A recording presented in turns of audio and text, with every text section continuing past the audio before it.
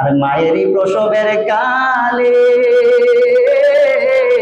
বুক ভেসে যায় নয়ন জলে রে, সন্তানের পাইয়া কাছে ভুলে যায় সব যন্ত্রণা। দুঃখের দরদি আমার জনম দুঃখী মা, গর্ভধারিণী মা, জনম দুঃখিনী মা।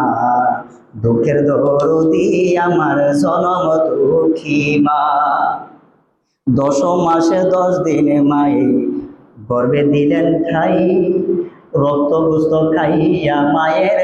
একটা হাদিস, যে হাদিসটা শুনলে আমাদের প্রত্যেকটা মা প্রেমিকদের অন্তরটা শীতল হয়ে যায়।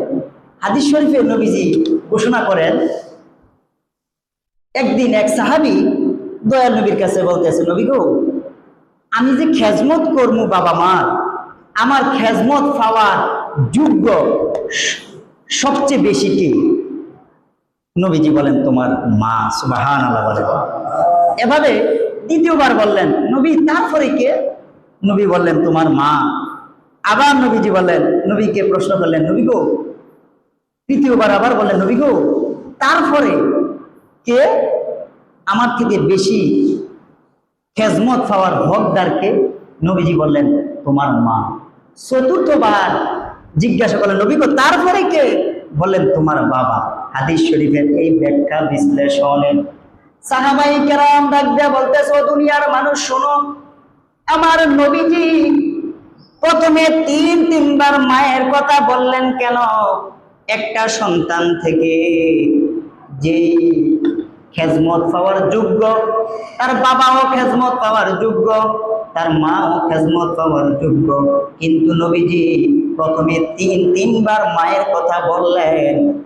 তিনবার মায়ের কথা বলার পরে চতুর্থবারে আমার নবীজি বাবার কথা বললেন। তার কারণ কি? তার ব্যাখ্যা কি? তার বিশ্লেষণ কি? কারণ হলো, আমাদের প্রত্যেকটা মা 3টা কষ্ট সন্তানের জন্য করেন, যেই কষ্টটা কোনো বাবা করেন না, করা সম্ভব না। 3টা কষ্ট কি? নবীকে যখন জিজ্ঞাসা করা হলো, নবী গো, ওই 3টা কষ্ট মা তার সন্তানের জন্য করে, সেই 3টা কষ্ট কি? নবীজি ডাকতে বলতেছেন, হামালাতহু উম্মুহু, যেহেতু প্রত্যেকটা সন্তানকে তার বাবা পেটে ধারণ করেন নাই, তার মা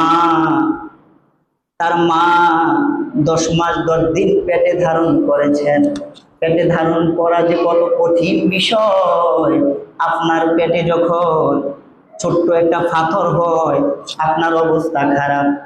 যতক্ষণ পর্যন্ত অপারেশন করে আপনার পেট থেকে এই পাথরটা বাইর করা না হয়, ততক্ষণ পর্যন্ত আপনার ঘুম নাই, আহার নাই, নিদ্রা নাই।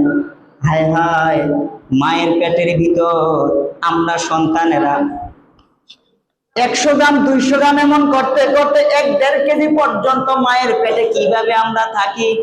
হায় হায়, কত যে কষ্ট মা আমাদেরকে পেটে ধারণ করে সহ্য করেছেন। ভাই বাবা কখনো সন্তানকে পেটে ধারণ করেন নাই।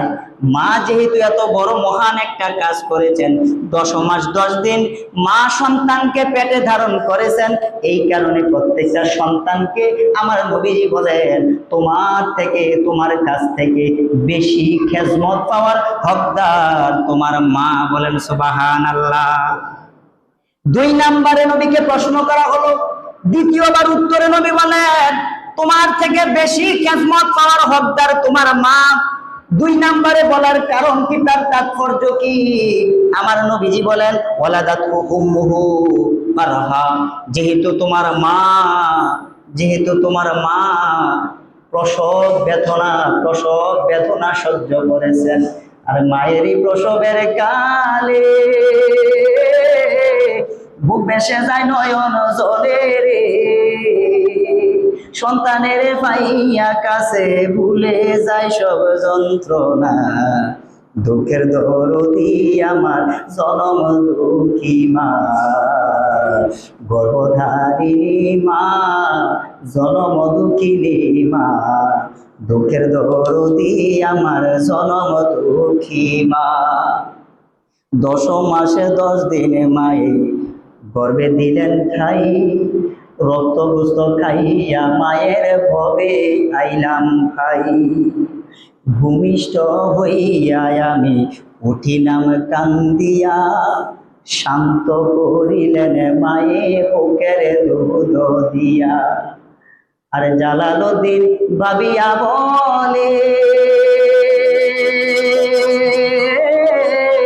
আর জান্নাত মায়ের পদ তলে রে, তোরা দেখ বুখারী হাদিসে খুলে করেছেন নবী ঘোষণা, দুঃখের দরদি আমার জনম দুঃখী মা, গর্ভধারিণী মা, জনম দুঃখিনী মা, দুঃখের দরদি আমার জনম দুঃখী মা।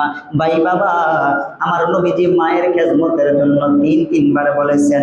1 নাম্বার হলো মা পেটে ধারণ করেছেন, 2 নাম্বার হলো বাবা সন্তানকে প্রসব করে নাই, মা কিন্তু প্রসব করেছেন। এই প্রসব বেদনা যে কত কঠিন, কত কঠিন একমাত্র মায়ে জানে, আর পৃথিবীর কোনো ব্যক্তি তা উপলব্ধি করতে পারে না। 3 নাম্বার হলো ওয়াহাবলাহু মালুহু, তার মা, ওয়াহাবলুহু উম্মুহু, তার মা তাকে 2 থেকে 2.5 বছর বুকের তাজা দুধ তাকে পান করাইয়া বড় করেছেন। বলেন সুবহানাল্লাহ। এই 3টা বিশেষ কাজের কারণে মার খেজমতের কথা আমার নবীজি 3বার বলেছেন।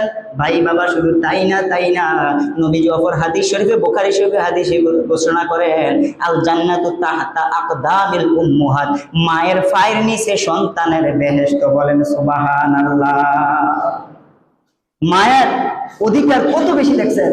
তার মানে আপনি কি বাবার খেজমত করবেন না? নবী তো এটা বলে নাই। নবী 3বার মায়ের কথা বলার পরে 4র্থতম বারে কিন্তু বাবার কথা বলেছেন। সুতরাং বোঝা গেল বাবাকেও পালানো যাবে না, বাবার পায়ের নিচে সন্তানের জান্নাত। বাবা মার খেজমত করার পরে যদি বাবা মা তোমার প্রতি সন্তুষ্ট থাকে, আমার আল্লাহ তোমার প্রতি সন্তুষ্ট থাকবে। আমার নবীজি বলেন, রিদার রব্বু ফি রিদাল ওয়ালিদাইন ওয়া সাখাতুর রব্বু ফি সাখাতিল ওয়ালিদাইন। বাবা মা তোমার প্রতি যদি সন্তুষ্ট থাকে, আমার আল্লাহ তোমার প্রতি সন্তুষ্ট থাকবেন। বাবা মা যদি তোমার প্রতি অসন্তুষ্ট থাকে, তুমি 1000 ইবাদত করো না কেন, তোমার এই 1000 ইবাদত তুচ্ছ।